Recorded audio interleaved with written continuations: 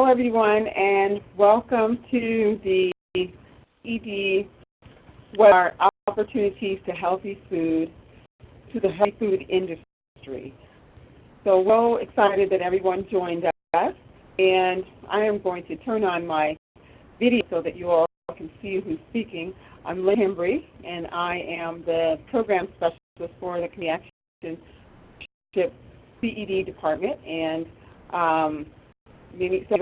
I just looked through a bit through the registration of who's here, and I recognize a few names there, but just in case you all are not familiar with the name and face, we oftentimes use the video so that you can see who's speaking to you. So we thank you all for coming. We are just excited about being able to present these webinar series to our agencies to provide community economic development services to those that we serve.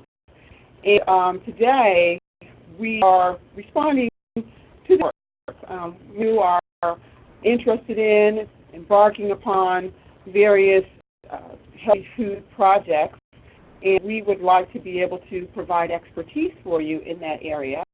And so here we are. Many of you signed up. We had roughly over 50 people who are interested in this subject matter. So today you'll be able to learn, and I should be remiss if I didn't say that Stacy Flowers is the Community Economic Development Director of the department. So she heads up the department, and many of you are familiar with her, and I work under her. So today, an overview of the web today, you're going to be able to learn, get a summary of the healthy food industry, aware of the initiative by the First Lady to help to reduce the obesity in children and that sort of thing. So this is rhyme with that as well if we're talking about a national initiative. And an overview of the opportunities that are available for agencies that are promoting healthy food activities and initiatives for your constituents. And then resources, you'll be able to find a list of resources on healthy food projects, and our speaker today, Glenn Sinnett, is going to also provide some real-time case study information that you all will be able to see what some of the other agencies out there are doing. So just a housekeeping note, we are recording, so I'm recording, and that's why everybody's on mute, so you can hear me, but I can't hear your background noise. So if you have any questions, you can use the Q&A tab, and I will be able to answer your questions, or your private chat, which some of you have already used that function, and I can answer questions to you privately so that everybody can see them. And then we also attempt to get questions from you about the webinar, or any questions you have while Glenn is presenting. You'll be able to any questions that I can then forward over to him, or he'll be able to see them once I turn the presentation over to him. Then we also will provide a link to the recording as well as a presentation slide. So each time I do this, I say we're going to provide the presentation slides, with 24 hours of the after the webinar, but some people just have to have it now, and that's fine. So if you have to have it now, you have my email, you can send it to me, and send a request to me, and I'll send you the presentation slides right away. But in the meantime, it will be sent out to you within 24 hours. I'll get it out to you by email, and you'll have the recording and the presentation. Plus, I'm going to put it on our website and at partnershipced.org, and to be able to have that or send it out to other people who wanted to attend but couldn't attend. So we're going to get ready to turn it over, but I did want to introduce Glenn. He is the Director of Technical Assistance for California Community Economic Development Association, also known as CECIDA, where he is responsible for providing technical assistance to on a myriad of topics to groups of organizations. He uses his expertise in the area of community economic development. He has over 13 years of working with the Bank of America. So he did several, had several responsibilities as Senior Vice President, Regional Manager, in the area of affordable housing, lending, all sorts of economic development disciplines. So he is quite experienced in the area of economic development. He has a Bachelor of Science in Urban Planning, and he graduated from the Development Training Institute in Baltimore, right out near us in D.C., and he's on the other side of the coast at the Pacific Coast Banking School at the University of Washington, which I have to say is rah because I'm from Tacoma, Washington. So, of course, that's my area. So anyway, I'm going to turn it over to Glenn. Now, you guys can see me, but you won't be able to see Glenn because he has an avatar. You're not able to see his face, but I'm sure you guys have seen him before. He's quite familiar with the network, and you guys have seen him at several of our conferences and everything. And if you guys are going to be attending in New York, he will be presenting several tracks under the Economic Development Department. So I'm going to turn it over to Glenn. Out there, Glenn? Yes. Thank you. All right. Great. And so you have the floor. All righty. Thank you. You're welcome. I didn't include my running picture because I didn't want to scare myself. So anyhow, let's get started. Cecilia has been around for a good 20 years now. We do a lot of work in California supporting community development organizations. In the last 5 years, we've been doing a lot of national work. One through a contract with ODS, the Office of Community Services, through their Community Economic Development Program, where we work with different groups on their economic development project throughout the U.S. And this is our third year working directly with the partnership in providing some training and technical assistance around community economic development. So in that, we have a chance of really seeing what the practitioners are doing out there nationally and have a good sense of what's been working, what's not been working. In the last year, we've run a couple of collaboratives here in California focused on healthy foods. And one of the more important things that we found is that the group, they need to talk to each other because there is a whole spectrum of activities and they'll work together, all the way from the food producer down to the consumer. And that's how we've kind of framed this presentation. We're going to, after the quick introduction here, we'll go through a framework where we talk about the different aspects of how food is produced all the way from production down to how it gets to the consumer. And in between that, there's a lot of steps involved. And in those steps are a lot of opportunities for community groups to be involved in the healthy food initiatives, using a lot of the community economic development tools that are about. So it really shouldn't be, it's really not, one thing or another. There's a lot of different ways. If an organization is strong in lending or economic development and job creation, then you can focus on that part of it. If you're into real estate development, if you're into project development, there's another aspect to it. So we'll lay that out, then we'll go through a couple of case studies, and you'll be able to get a sense of what's been going on. A lot of the case studies are focused out here in California, but we are working with some groups that are doing similar work throughout the nation. So let me get started. And this first slide, once it fills out here, it is essentially the summary, and this is kind of the base summary of the food production or opportunities within the food network. Initially, where the food comes from, the source being primarily farms, it moves through value-added processing, and this is the bottling or the canning or food processing piece to it. So if the food isn't going directly to different entities, it could go through value-added processing. Distribution is the next step in getting, whether it's fresh foods or value-added or processed foods, to the consumer. And the consumer can be reached through several different networks.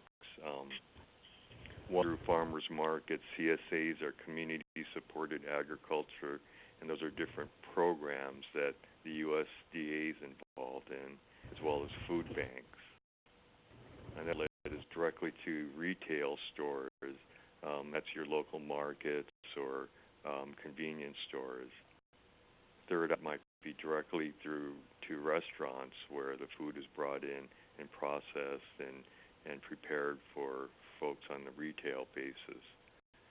All in all, it ends up with the consumer. So, you've got the source, where the food's grown, value-added processing. All of it needs to be distributed somehow.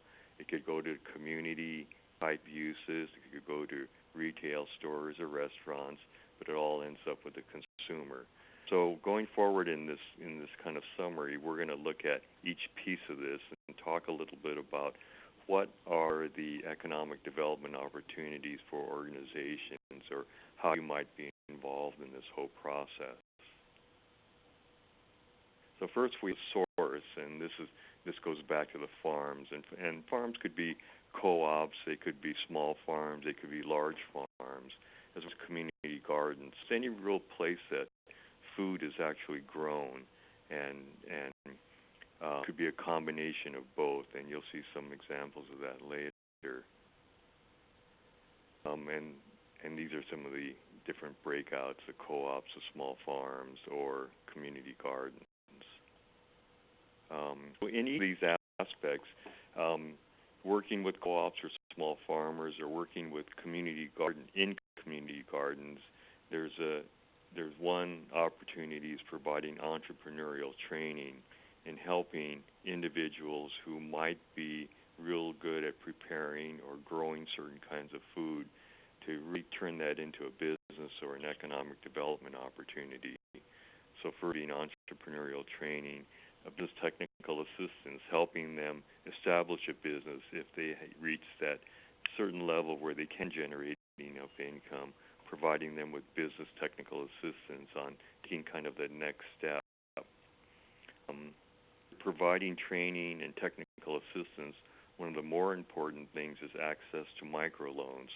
A lot of the organizations across the nation focus on providing entrepreneurial training as well as microloans. And the capital is a really important part to really get to the next step.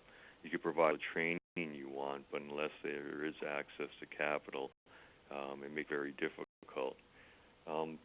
The groups out there are involved with IDAs, and this could work in two different ways. One, if a business is already established, helping the entrepreneur save money and look forward to growing their business, or it could be IDAs that are targeted to business startup, meaning that an organization has an IDA program. Maybe one of the uses can be for small business or entrepreneurial business startups. Landowner. Organizations could be the actual landowner that's providing space for small farms, or even in some case medium-sized farms. Also be the landowner in terms of community gardens, finding the space that local entrepreneurs or local farmers can grow food. So an organization can play that role also. Okay, we go on looking at value-added production, and you could be a coordinator of that, so that if there are different sources of growers, that you coordinate their activities, bringing their food to a processor, bringing their foods to a bottler. You might be needed to provide joint marketing efforts, so that if, for example, you're working with a lot of different entrepreneurs that are either growing food, doing some kind of value-added production, bottling or canning, that you provide that marketing to get their products to market. And a lot of times we've seen our shared labor labeling under one label, that there's a series of products that are included in it. Food processing might be something that you provide as an organization. You might provide the facility that does the bottling, that does the canning, and that includes packaging as well as the bottling and canning. On the distribution side of the equation, you play a role in coordinating the distribution system. How do these products get to the stores? How do they get to the retailers? How do they get to individuals? And this is kind of the physical distribution network, meaning the trucks, the direct transportation services to get to the food banks or the wholesalers or retailers. So it's providing that whole system of transportation. Look at different sources that are obtaining food. So in the case farmers market or the CSA or food banks, an organization could play the coordinating role, where they coordinate the creation of farmers markets, or coordinate a series of local food banks as well as or CSAs to actually receive the food. Space provider. An organization could provide space for farmers markets or food banks.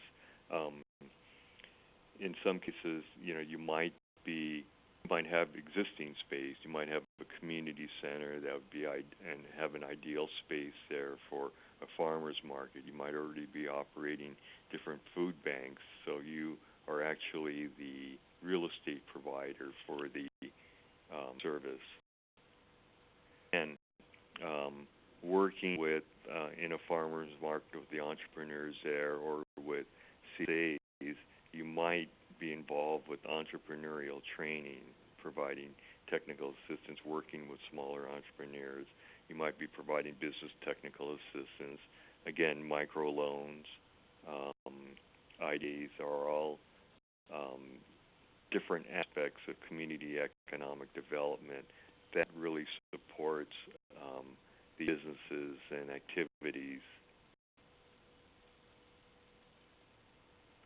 Under the retail stores, you might be involved with coordinating or upgrading, and that in a lot of communities what we're seeing, and especially a lot of the more inner city communities, you're seeing a lack of supermarkets or lack of outlets for fresh food. So in terms of coordinating, there's a lot of communities have an effort out there where they are working with different smaller retail establishments, with the corner market, with the smaller markets in their communities, and helping them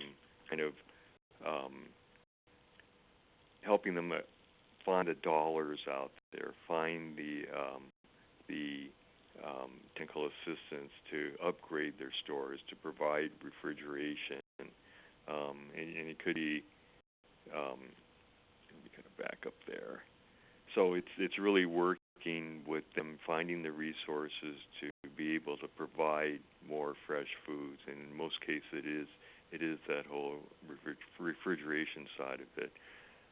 Some profits might even be involved as having a business, and it doesn't necessarily mean owning and operating a supermarket, but they could be food stands, or it could be different outlets that you are actually managing as an organization.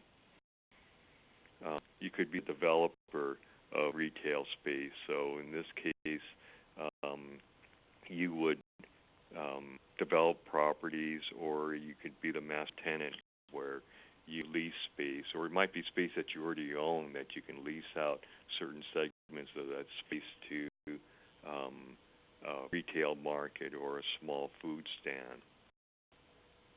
It could be a turnkey operation where you're working with a business and develop the building for them or the project for them, and they in turn occupy the space. We're going to get into some examples at this point. So let me back up here. So the whole spectrum goes back to that first page where we kind of had that whole spectrum of food all the way down to these different sources of where the food gets processed, distributed, and the different outlets for it until they get into the hands of folks. So there's a lot of different aspects where someone could get involved, whether it's a real estate side, providing facilities, distribution, processing, or in the actual farm growing. Now, some of these examples here will kind of touch on different pieces of it, and some organizations have been heavily involved in healthy food production as well as distribution, and there's some examples of that. First one is Pacific Gateway in Honolulu. We've been working with them for a number of years, and they've received several OCS grants. Now, the first project on the left side of the screen, Pacific Gateway Business Kitchen Incubator, that's been in operation for about almost 10 years now. The initial money came from EDA, the Economic Development Administration, which provides grant funding for projects that create jobs. And in this case, and in most cases even now, incubators as well as other facilities like that are eligible for EDA funding, and they do create a significant amount of jobs. So this project here in Honolulu is a roughly 11,000 square foot building. Now the whole floor consists of kitchens that are different sizes. There are some really small ones, medium-sized ones, and a couple of large ones. And what they do is provide services for entrepreneurs such as folks who sell foods or process foods in swap meets, mom who makes cookies and sells them on a weekly basis. Caterers use it for preparing meals. And a more recent phenomenon, which is out here in Los Angeles, is the whole food truck industry. The food trucks need a place where they actually store their food and do a lot of the initial preparations. And so this facility is used 24 hours because they have opened them up for the food trucks and other folks who could prepare foods at different hours. On the second floor of this project, it's mainly food storage. Everyone needs to store their food. There's refrigeration there. There's a lot of space for different cages of food for each entrepreneur. There's office space and classroom space where they have entrepreneurial training programs as well as a micro loan fund. So it's an incubator. They bring in entrepreneurs. They work with them to grow and expand their businesses.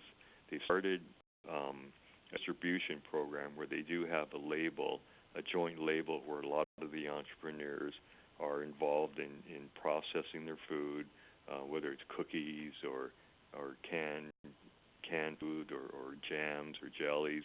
It's all under one label, and they work with them in marketing it to local businesses and retail outlets. So it's a real important role that they're playing. Now, I also mentioned that this building here it has been around for a good 10 years now, and he just received an OCS grant, Economic Development Grant. And these are BS Economic Development Grants are a real important resource for anyone thinking about doing projects. You can get to $800,000 in grant funds that you use as equity for job-creating projects. And it's on an annual basis, and it's out of the economic development side of OCS. Now, they received a grant in this project to solarize this building. Since the refrigeration costs are very, very high, they're going to put solar panels on the roof of this. And they established, they took one kitchen space and started a bottling business. Now, a lot of the entrepreneurs in the building had products that needed to be bottled, but there was only one other place that was doing it in the Honolulu area. And so they opened up that activity. They got a grant and bought out the actual equipment, and it's running just about 24 hours now, bottling a lot of the products from the different entrepreneurs in the project. And so they kind of expanded their activity. Another thing that just happened, and it's just a kind of coincidental, is last time we were out there, which was about 8 months ago, the bottling entity out there was closed down for health reasons. So now they became the only source for everyone in the Honolulu area to do bottling on an individual basis. So they kind of hit the market right on that. The second part of their project are on the right, the two pictures on the right, and that's their business incubator and office. Now they have offices there. They have a business incubator where their entrepreneurial programs are, as well as some small entrepreneurs using the upstairs offices. This is actually a 3-story building.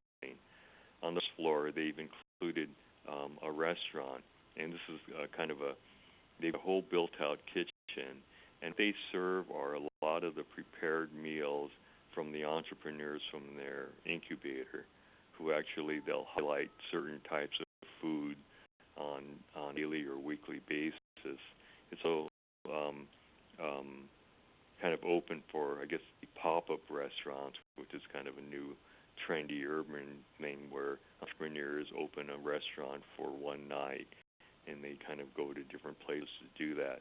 Now they received also an OCS CED grant for this project. The project had significant cost overruns, and they used the grant to finish off a lot of their project. In kind of filling that gap, we brought in New Markets tax credits on this project. So the project itself was about $6 million, and New Markets came in with about $700,000 in equity to fill that gap. OCS came in with, I think in this project it was about $700,000, and enabled them to finish off the project. There were significant cost overruns, and we won't get into them all, but the building, as you can see in the lower picture, the wall, it is a unreinforced brick building, and you see the ceiling in the lower right-hand picture. They had to rebuild the whole second and third floor, taking out all the wood rafters and putting in the whole metal structure, so they had a lot of different cost overruns. The biggest cost overrun was caused by putting in the pilings in the basement area and running into a bomb that was down there.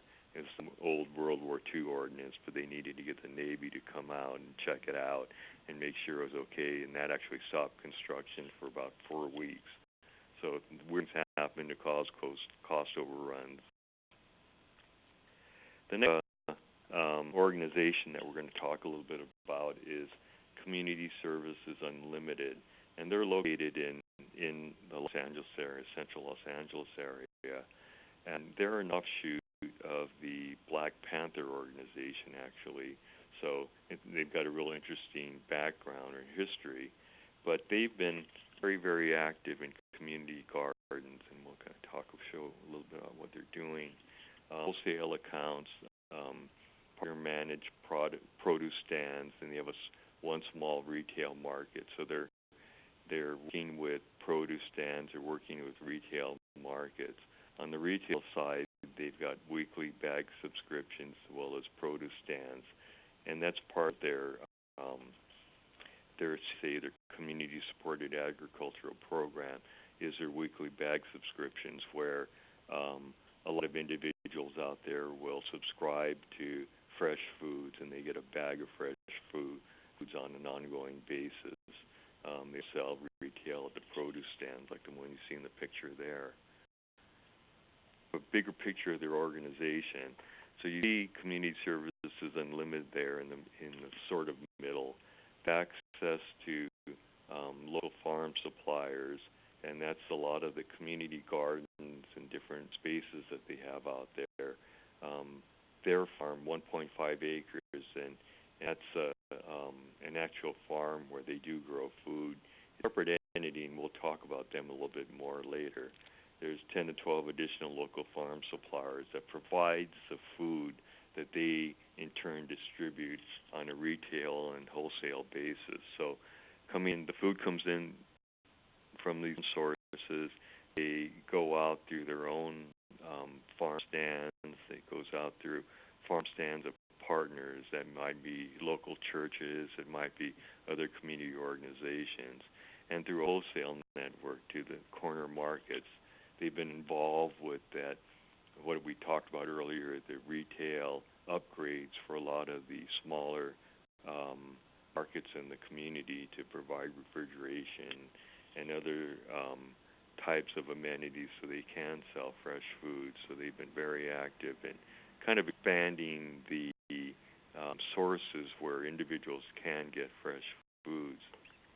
Community Pack, 6,200 households through their acting now, which is only 4% of the population. So there's a lot of room for growth in this. That's their annual sales, working with the local farmers, use a lot of their money to provide youth programs. They do a lot of training as well as work with the youth in teaching not only farming but also the retail side of the business. Lana, for a lot of you who went to the National Partnership meeting in San Francisco a couple of years back, had a chance to visit them, and this is an incubator, very different from the incubator in Hawaii because they do a lot of different things. They are very focused in a low-income community. They provide affordable kitchen space, and they work primarily with women in communities of color, and are located in the Mission District in San Francisco. And for those of you who don't know the Mission District is essentially the kind of Skid Row area of the town of San Francisco, and includes a lot of new immigrant communities that have kind of filtered through that part of the city. The picture of some of the entrepreneurs that have gone through their program, and they learn cooking skills. They learn how to really refine their product, their food product, and sell it on an ongoing basis. So they might be located in the incubator doing their food processing and getting their businesses started, but as they grow, they move into kind of carts, and one of them, or a couple of them actually have food trucks now, and have moved on, and a couple have opened their own retail business. So it's kind of an entrepreneurial training program for individuals, and this is their facility in San Francisco.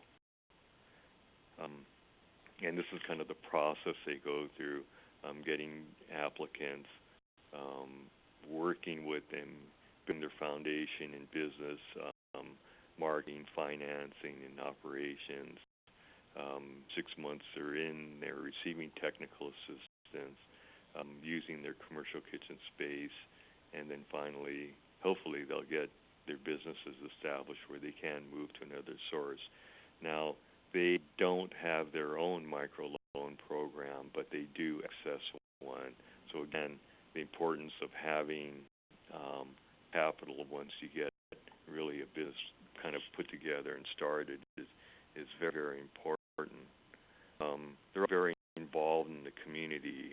They have a street festival that San Francisco does that they are one of the major sponsors for.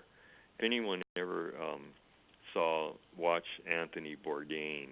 Anthony Bourdain was doing the Layover show this last year and visited this organization and sat with the director for a little while, and he took him out to one of the food trucks that graduated through this program. So it's a very successful program. And one of the things that they've done when the the director's name is Caleb Zegas, and Caleb is a trained chef. He joined the organization, and they were having problems with cash flow running an incubator. If anyone's familiar with incubators, you kind of need an ongoing source of subsidy to be able to provide the joint services to help the different individual businesses. And if you buy TA, you need a lot more ongoing cash to make it work. You provide a loan fund, you need to constantly look for funds to lend and to manage that loan fund. So there's a need for dollars to keep the thing operating. One innovative thing he did, since he was a trained chef, is in the mornings he has special classes for kind of the yuppie crowd out there who can afford it, and he teaches fine cooking to them, charges them extra money, and they know they're being charged more to learn cooking. The money's being used to subsidize their social service activities. So someone like him, they're very lucky in finding him and having him be able to kind of subsidize it based on his ability to generate income. Some more information on their organization. They've got a really neat website, so get out. Let me kind of back up. Before I go to that, I'm going to switch now to my other presentation.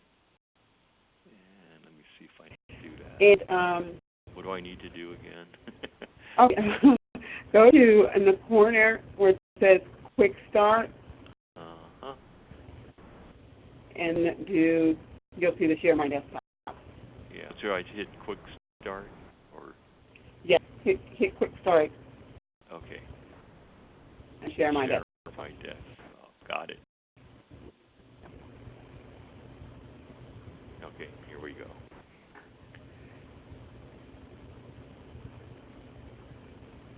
For everyone, can everyone see that, I guess? We just see Community Action Partnership. Now we see the presentation. Okay. Now, earlier we talked about Community Services Unlimited and their access to a farm. And the organization is actually the farm entity that's providing the foods for these different outlets.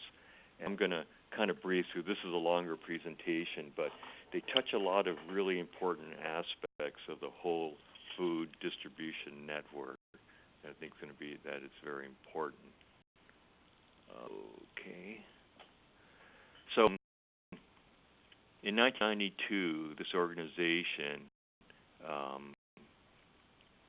accessed a 14-acre site, and this is a whole block that was right in the middle of central Los Angeles, and they created this giant urban garden, and you can see in the lower picture there how big this garden actually was and how long it operated.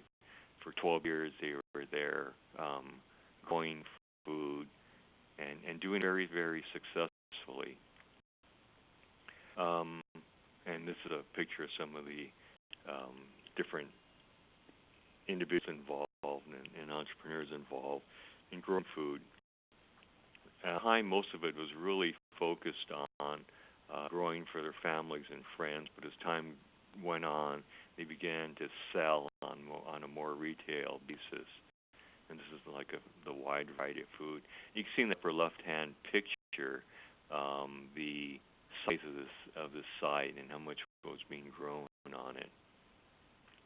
In 2004, a real estate developer bought the land, and the land was actually donated to the city, and that's why they are able to use it for the 12-year period. The city, in turn, sold the land to a developer, and so these guys were going to lose all their land. It became a real big deal here, and some of you might have even heard the story because it was bigger than this community kind of a story, that this whole farm was being bulldozed and affecting, the entire community essentially. And this is the bulldozers coming in. And there was a sit-in, and a lot of the entertainment community was involved. So you see Daryl Hannah in that picture down the middle, and these are the other actors on the side and different folks from Hollywood who are involved in trying to stop the bulldozing and trying to stop the project and keep it as an urban farm. But they ultimately lost. Okay, so what then was, because of the support from the entertainment community, they tied up a piece of land in Fresno, and the same individuals that were farming that land in South Central farmed this piece of land in Fresno. And it's there in the text that it's a 4-hour commute each way, and it is an actual 4-hour commute that they would go up in the morning and work their land and come back in the evening. And then growing their food, they would be able to bring it back down with them as kind of like their delivery processing, the delivery aspect of their fresh food. The gentleman who's involved with this project and organizing it, Tezo, his parents were farmers, and he really knew the farming business, and he worked with the different entrepreneurs. Once they got this land up in the Fresno area, they decided to really go bigger, since it was 130 acres up there. And he worked with the distribution network, working with the fresh food markets and different outlets in the Los Angeles area, and they were able to sell on a wholesale basis directly to a lot of the markets. So they can actually focus on producing different types of food that are needed different times of the year, and so they've been doing very, very well. And this who's doing this work, it's interesting. He's an engineer full time, and he does this on a part-time basis. Works with this group and doing a lot of the farming and distribution work. And it's kind of other pictures and kind of some information on the farm and which food they actually produce. They donated a lot of food. They've been involved quite a bit bringing food down to the Los Angeles network. Now, CSU, Community Services Unlimited, that we showed earlier, receives food from them, as well as a lot of community-based activities. Some of it goes directly to retail and other sources. So they touch a lot of different folks. In 2007, they acquired a new piece of land, and this is going to be kind of land they actually own now, and they're in the process of upgrading it. They had to bring wells. They had to do all the work to prepare the land for production, and this is a work that they've been all involved in. It's in the Bakersfield area, so it knocked about 2.5 hours off their drive, but still, they're driving 2 hours every day up to their farmland. The farm is structured as a co-op, so all individuals and families who work the farm. It's been a really great process. Now, Tezo continues to work with them, and this is one of their farms this is the farm that is operating now.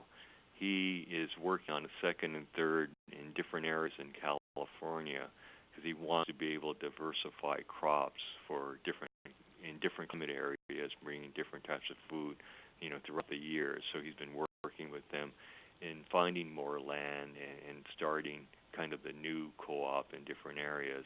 He also is working to bring in more entrepreneurial training activities or services to their folks, as well as tie in microloans for individuals who might grow beyond just having their small farm and move to a larger location.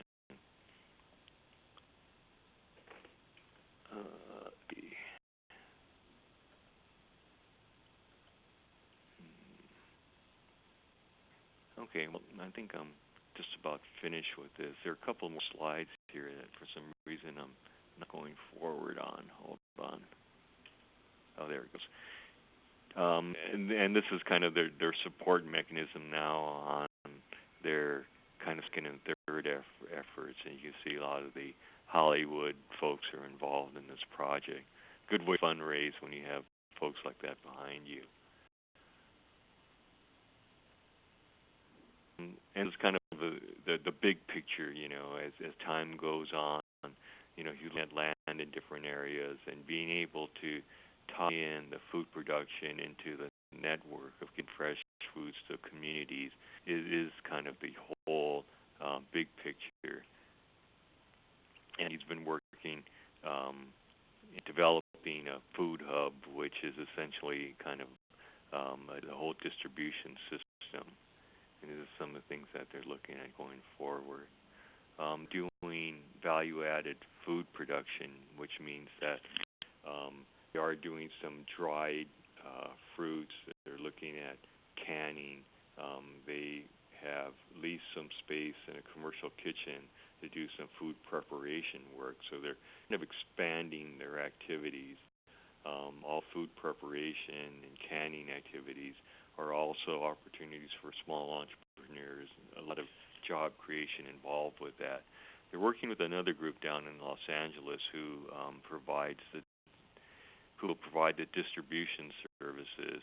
This group already has transportation service programs, and if they're able to expand, we'll be able to provide the trucks that brings the foods down from different locations. And this is some of their goals going forward and activities.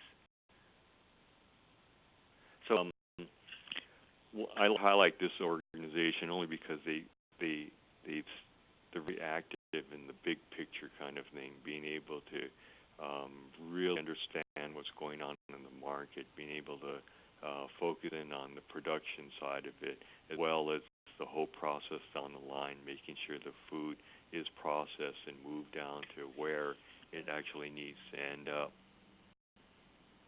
Community benefits, economic development. The organization did apply for an OCS grant for this next round to be able to kind of expand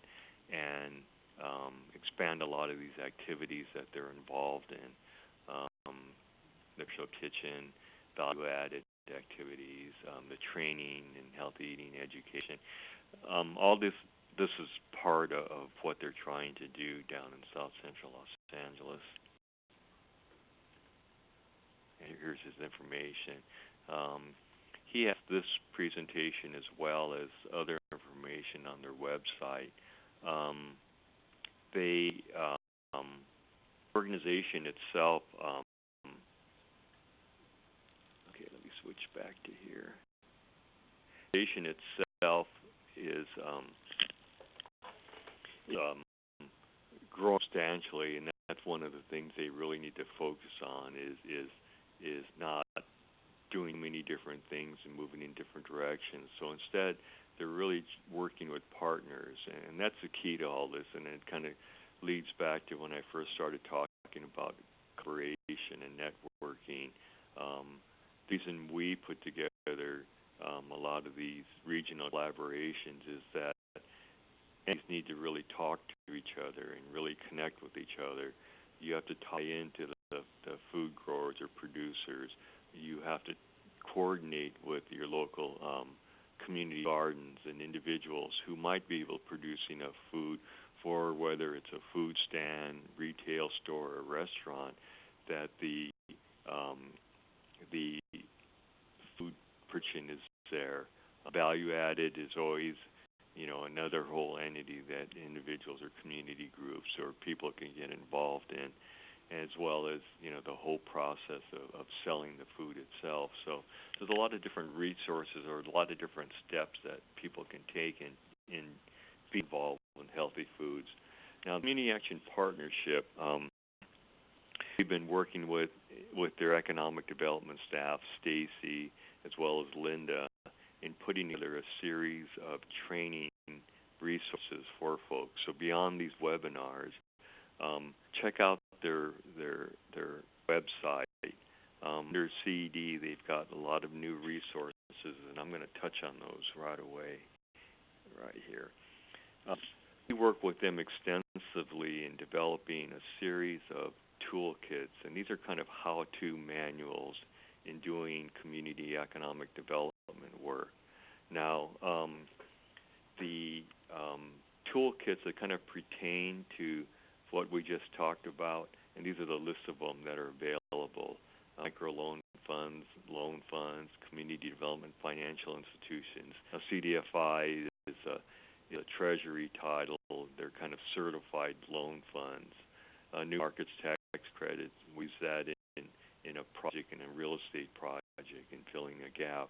Community facility development, that one talks all about how organizations can acquire a community facility or build one, what resources are out there, how to actually be done: commercial and industrial facility development, small business, TA, financial education, and social enterprises. Now, these guides are, some of them are pretty extensive. They have a summary of what they are. They have a summary and step-by-step guide on how to do it. So, for example, loan funds, it talks all about if you were going to start a loan fund, these are the things you need to consider. These are the things you need to do. These are the resources where you can get funding. These are, and then we have a section on development tips where we have talked to different individuals in the field, and they kind of listed things that you need to watch out for, things that you should be concerned about, things you should red flag, things that you can follow up on at a later time. We designed them so that they're in kind of phases, so that you can kind of read through and determine, is what I really want to do. Do I really want to start a loan fund? Do I really want to build a community facility? And so it kind of talks about the things you need to know, the resources you need to have in hand to make it work. And then if you want to take that next step, it gets into real details on the step-by-step things you need to do to get it done. And the step-by-step part usually entails dollars, that there's got to be a commitment from your organization in terms of putting out dollars to make it work. So that's why we kind of broke it into two steps.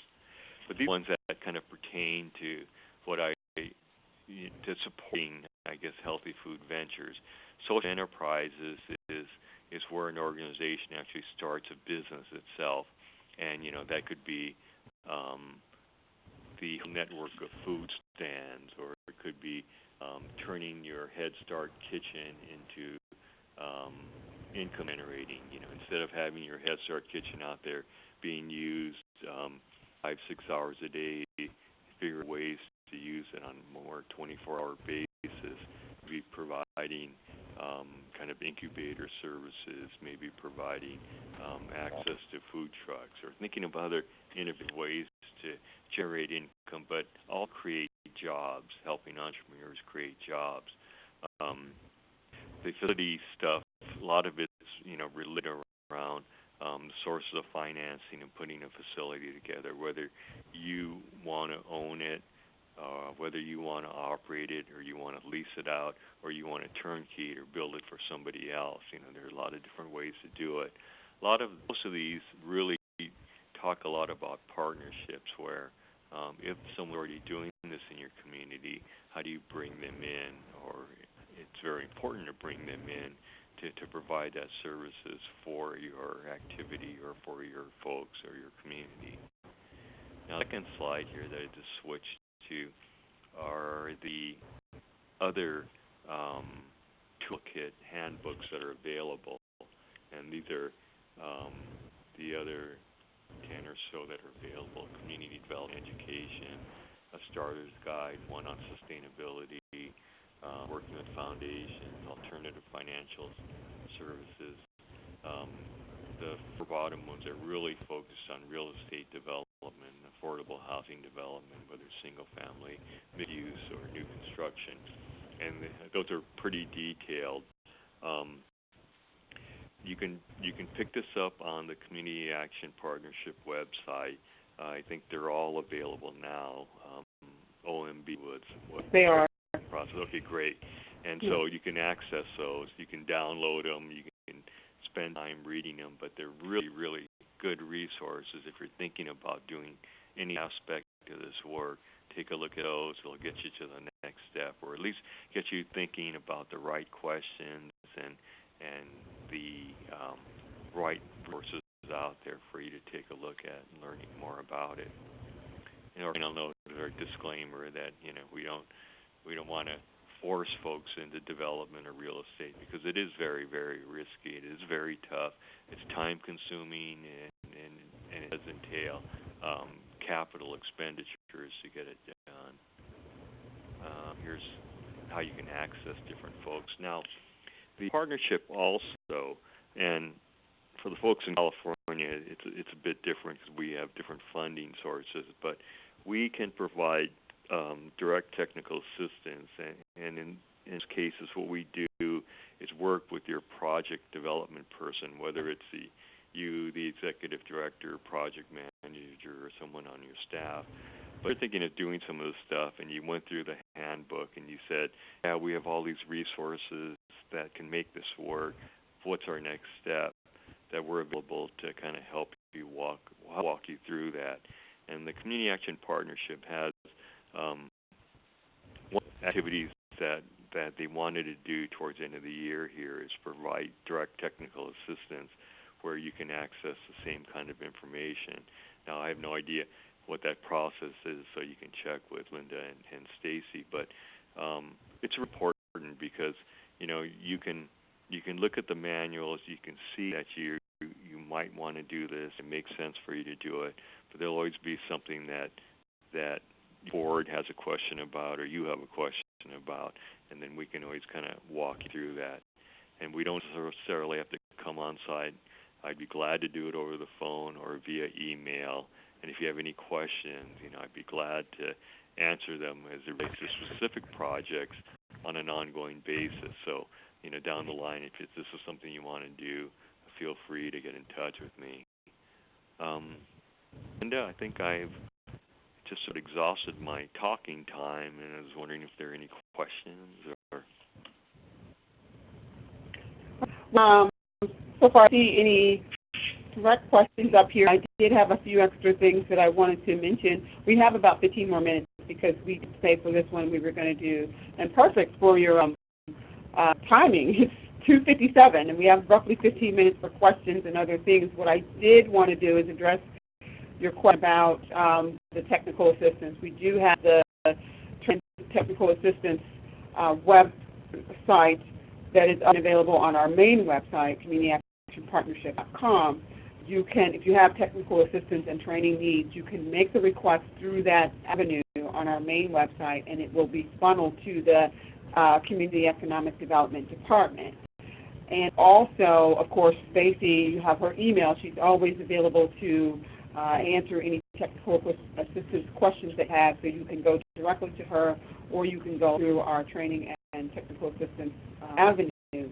I did want to show you all, just briefly, Glenn was referring to when he talked about the toolkits and that sort of thing. So I wanted to be able to share my desktop and show you all, what oops, not that.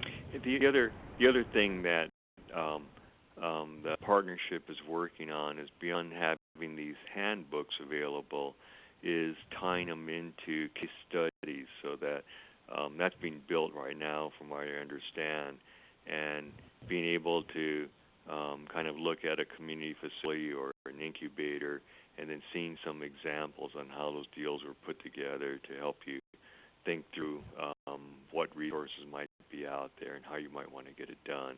So hopefully, as time goes on, that gets populated with all the good work that you guys have all done in the past or will be doing, and have that available. Yeah, that's absolutely right. So let's see. Okay, you guys should be able to. I'm just quickly show the toolkit to be found.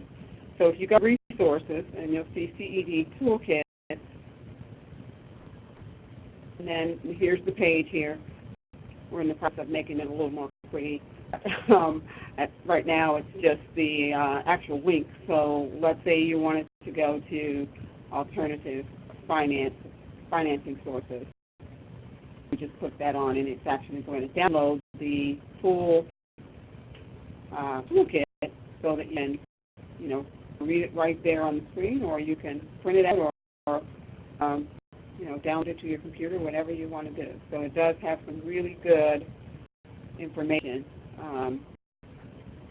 to be able to glean from if this particular discipline is an area where you're just needing some more technical assistance. So they're like technical assistance guides for you. They're comprehensive. So again, this is definitely a good resource that you can use. And you've got several of them there. I think there's probably about 20 or so. So as time goes on, we'll be adding more and more of them. So hopefully your needs are covered. Right. Yep. And we have a few questions here. There's something else that I wanted to address this to you, Glenn, before we go to the questions. Other than OCS, nationally, what sort of resources for funding and financing that can you suggest to the attendees? A lot depends on what exactly you're doing. So if, for example, you're focused on real estate, EDA, OCS is always a real good resource. Bring new markets and talking to the CDFIs for loans is your other resource. If you're talking about kind of a business startup, then OCS also works perfectly there, other than local dollars being generated. But for you folks who are working in rural communities, USDA is very, very active and very, very good resource. And I have a siren coming by, so I'm going to stop for a second here. This is Los Angeles downtown. The sounds of it. But anyhow, those are what you want to do. There's a lot of different resources. USDA is good for rural communities. And they've been heavily involved in the whole administration's push for healthy food. So they are coordinating with doing a lot of interagency work, with figuring out what's needed and how to get dollars out there.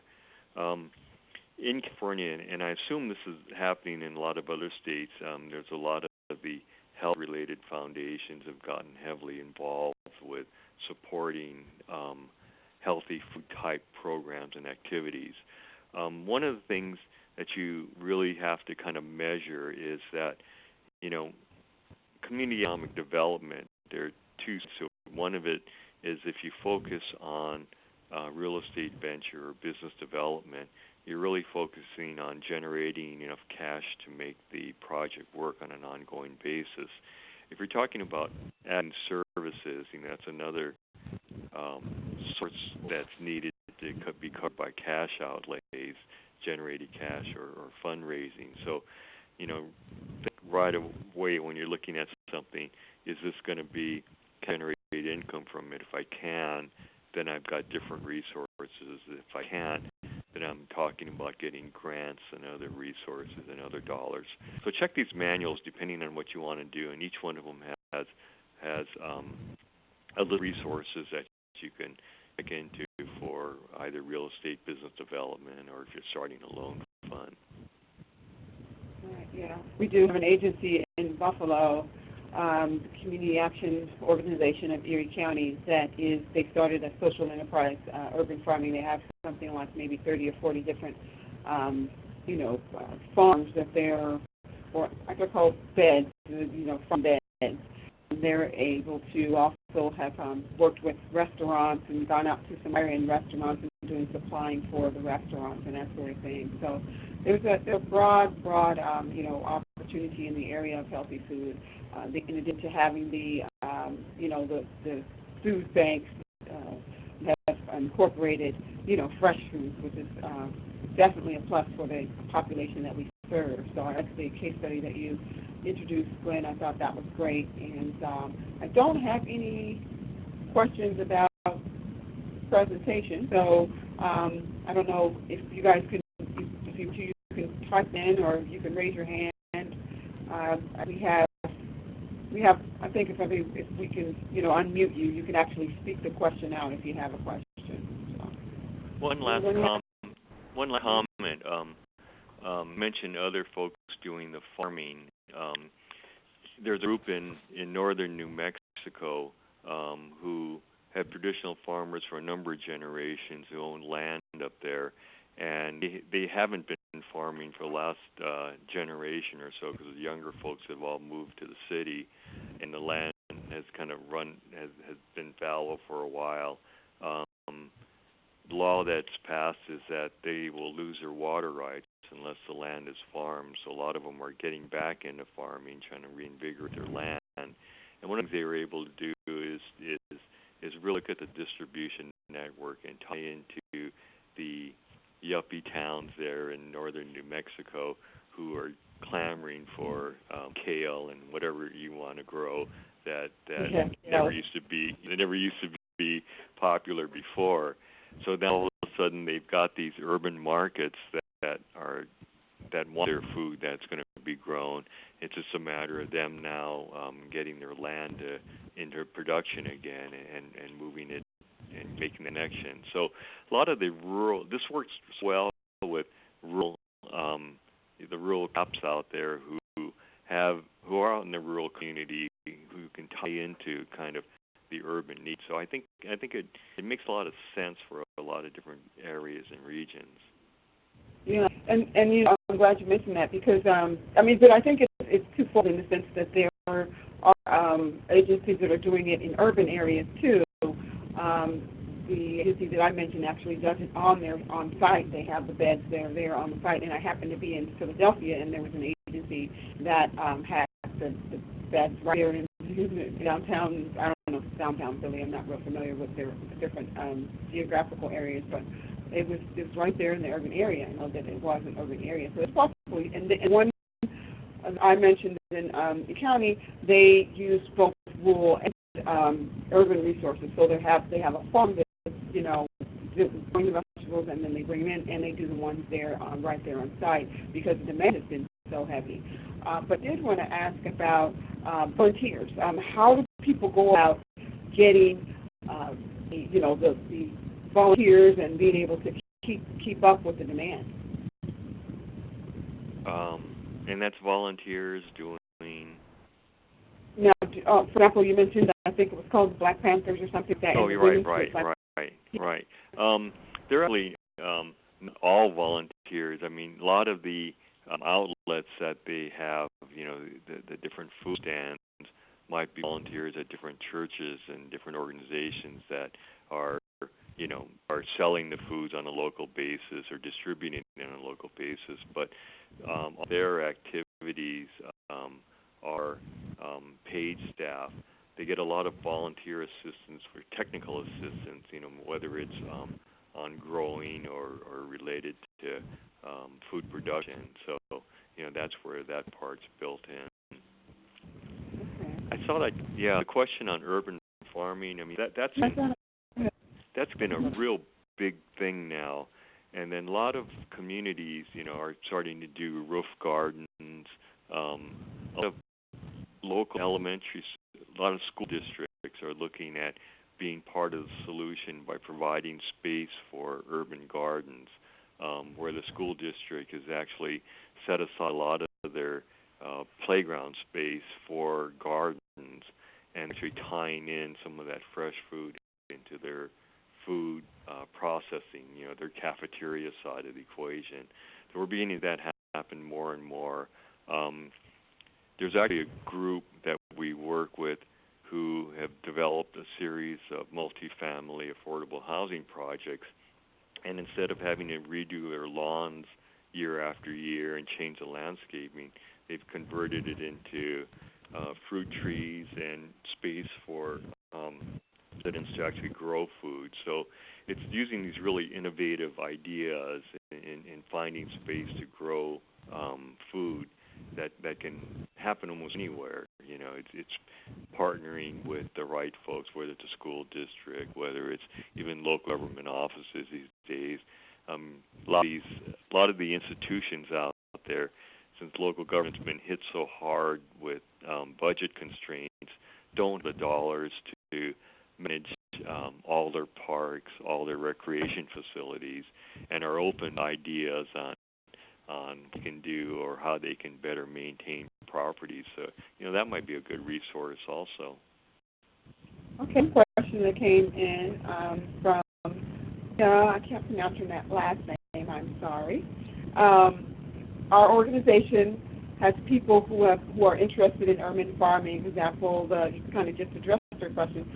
The Bhutanese farmers who have recently arrived and are limited in transportation to get there. Do you have any ideas for funding urban farming? You kind of just addressed her question. Yeah, and again, it's kind of like that whole partnerships. If you can partner with the right entities, whether it's a school district or someone else, that might be your best resource. Land is going to be the killer in terms of cost. And so if you can get that free or be able to lease land, at $1 a year kind of a deal, you're in good shape. So check with institutions and different entities that might be out there. Right. Or churches too. Sometimes the churches are willing to work with you because they have a lot of people who need food, so they are interested in you coming in and you do the manpower and then they provide the land if they have it. Yeah. I might have another question. I think I answered Delano Vago. I think I asked the question if there are any funds, resources directly geared towards, it says no, aquaponics farming. Anything about that, Glenn? We have worked with a couple of groups that are involved in that, and I haven't conducted any business per se that's in the aqua farm kind of arena, but it's a lot of the same. Not the same, but very similar in the sense that if you have a market that is going to buy the product, it's a matter of getting the space and the materials together so you can grow it or farm it, and the type of assistance you need and dollar capital expenditures you need to put it together, and then how are you going to get it to those different markets? So those are the key things. Always have that market side of the equation wrapped up so you can produce the right things and produce it at a cost that makes sense. Exactly.